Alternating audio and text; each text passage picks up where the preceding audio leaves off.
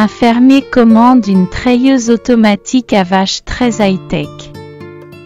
Comme sa femme est partie faire des courses, il décide, après un mélange de fantasmes et d'hésitation, de l'essayer sur lui-même. Il insère donc son XXXX dans la treilleuse et la met en marche. Et il ne met pas longtemps à réaliser que cet équipement lui procure un plaisir intense. Une fois soulagé, il essaie d'enlever le boyau de succion. Sans résultat. Il lit donc hâtivement le manuel d'instruction, mais n'y trouve rien d'utile. Il tripote tous les boutons de la machine. Sans plus de succès. Finalement, il se précipite sur son portable et appelle le service après-vente. Allô? Je viens de me procurer votre nouvelle treilleuse. Elle fonctionne très bien, mais comment je fais pour l'enlever de la vache? Ne vous tracassez pas, la machine se déconnecte automatiquement lorsqu'elle a collecté 10 litres. À la camionnette. Deux centenaires se retrouvent à la remise des décorations aux derniers anciens combattants de la guerre de 14. Le premier s'écrie « Marcel. Je te croyais mort. On m'avait dit qu'il n'y avait eu aucun survivant lors de cette terrible attaque allemande, et que grâce à ma blessure 2 jours avant, j'étais le seul rescapé du bataillon. Comment as-tu fait?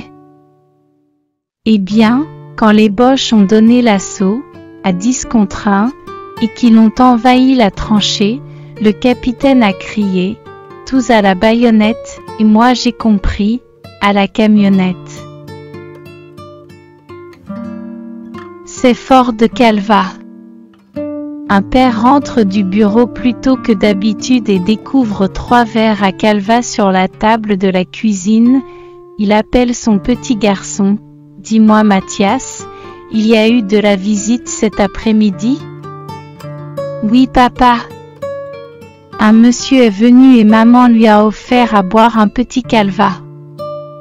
Mais le 3e verre, alors, il est à qui ?» Mathias devient tout rouge et dans un chuchotement il finit par dire « C'est moi qui l'ai bu. » Mais enfin Mathias, ce n'est pas pour les enfants. Et tu ne t'es pas senti mal? Non, moi ça ne m'a rien fait, mais maman et le monsieur, ils ont dû se coucher.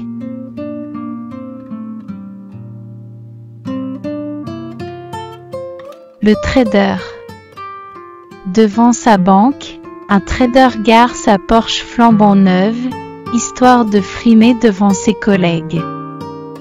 Au moment où il commence à sortir de sa voiture, un camion arrive à toute allure et passe si près qu'il arrache la portière de la Porsche puis disparaît aussi vite.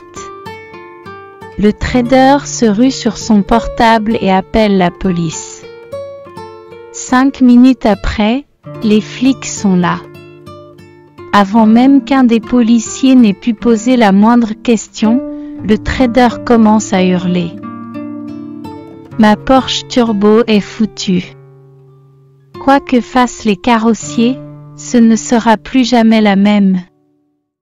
Elle est foutue, elle est foutue. Quand il semble avoir enfin fini sa crise, le policier hoche la tête avec dégoût et lui dit « C'est absolument incroyable à quel point, vous êtes banquier, vous êtes matérialiste. Vous êtes si concentré sur vos biens que vous ne pensez à rien d'autre dans la vie. Comment pouvez-vous dire une chose pareille à un moment pareil ?» Sanglote alors le propriétaire de la Porsche. Le policier répond « Vous n'avez même pas conscience que votre avant-bras gauche a été arraché quand le camion vous a heurté. » Le banquier regarde son bras avec horreur et hurle « Non, ma Rolex !»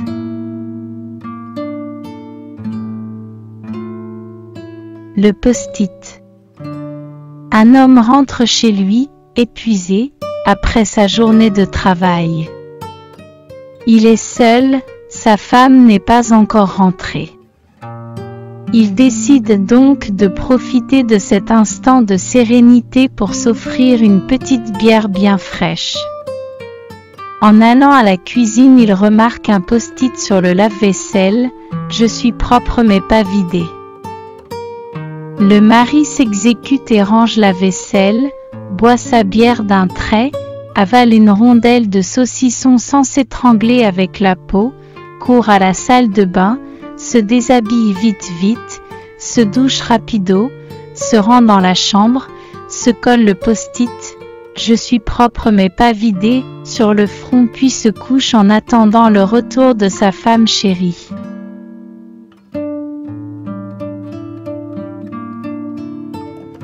Une blonde maline. Un avocat et une blonde sont assis l'un à côté de l'autre dans un avion pour un long vol.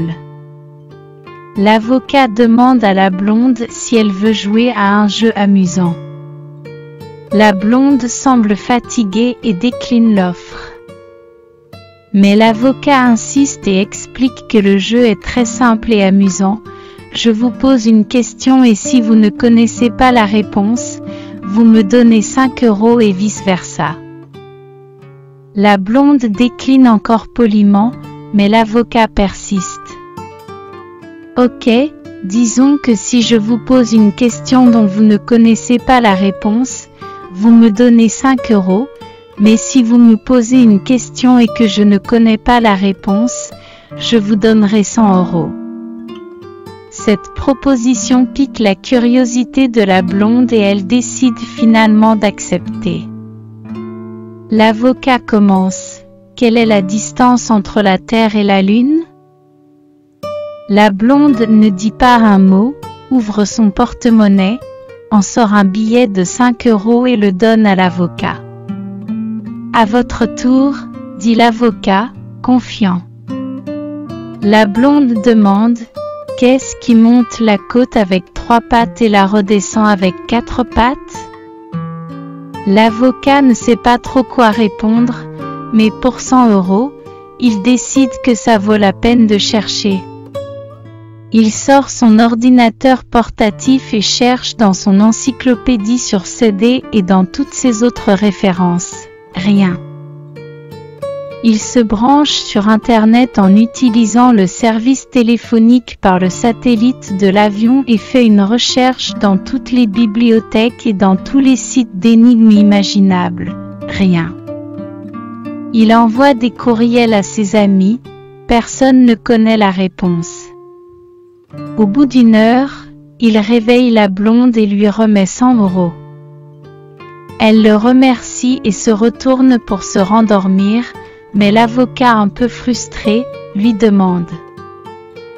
C'était quoi la réponse?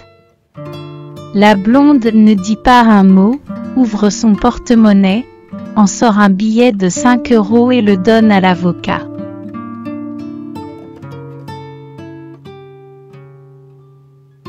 Le docteur du 5e. C'est l'histoire d'un type, marié depuis 5 ans avec une charmante jeune femme, qui n'arrive pas à avoir d'enfant. Il prend alors la décision de rendre visite à son voisin du 5e juste l'étage au-dessus qui est docteur et qui lui a 3 magnifiques enfants. Bonjour docteur, j'ai besoin de vos conseils. Que puis-je faire pour vous?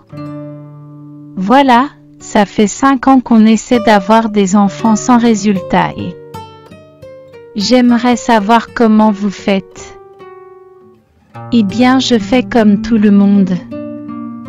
Oui, mais moi cela ne fonctionne pas. S'il vous plaît, donnez-moi un truc. C'est votre boulot en tant que docteur, non? Bon. Je vais vous aider. Il vous faut d'abord que vous achetiez 3 choses, un savon, une bouteille de parfum et un balai. Le type prend note et demande, d'accord, mais le savon c'est pour quoi faire? Avant toute tentative de faire un enfant, Vous donnez un bon bain à votre épouse avec le savon. Ok. Et avec le parfum? Quand elle a pris un bon bain, vous la séchez, vous la portez sur votre lit et vous la parfumez. Ah d'accord. Et le balai? Je fais quoi avec le balai? Bon. Quand elle est bien lavée, parfumée et prête sur le lit, vous tapez très fort 2 fois au plafond avec le balai, et j'arrive tout de suite.